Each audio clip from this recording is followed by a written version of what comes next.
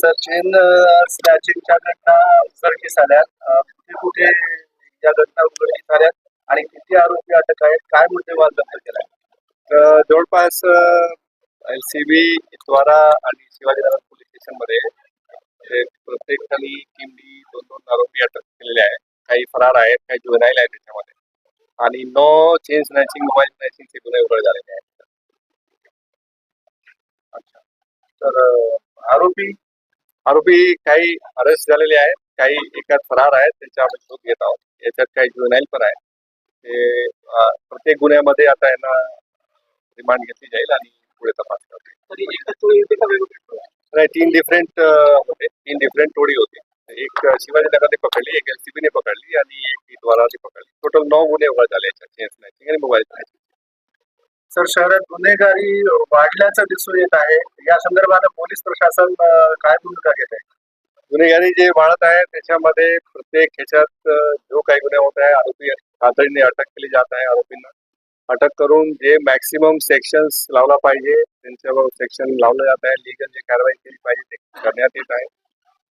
Already आम्ही मोखाची 2 कारवाई केलेली आहे मागच्या महिन्यामध्ये. काही MPDA ची पण कारवाई चालू आहे आणि ही कारवाई पुढे चालू राहणार.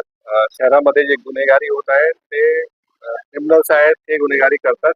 जनरली ते बाहेर सुटून येतात बेलवर, तेव्हा गुन्हेगारी करतात. त्यांच्यावर कसं वचक केलं पाहिजे असं प्रिव्हेंटिव्ह ऍक्शन लावून आम्ही पूर्णपणे प्रयत्न करत आहोत आणि लवकरात लवकर त्यांना जे रेकॉर्डचे क्रिमिनल आहेत त्यांना आतमध्ये टाकण्याची आमचा पूर्ण प्रयत्न आहे आणि लवकरच ते आतमध्ये जातील.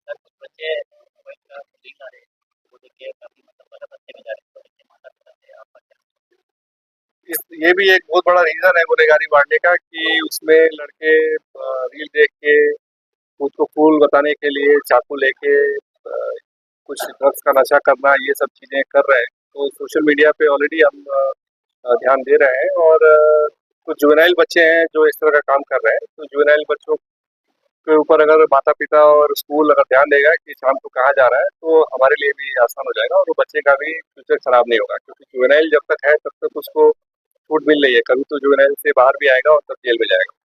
सर 2 मुलांसह आत्महत्या केलेल्या शिक्षक सुनील मोरे या प्रकरणाला आता महिनाच उलटून गेला, परंतु 4 जणांवर गुन्हे दाखल असून सुद्धा त्यांना अटक केली नाही. या मागणीसाठी त्यांचे वडील आतापर्यंत उपोषणाला बसले होते.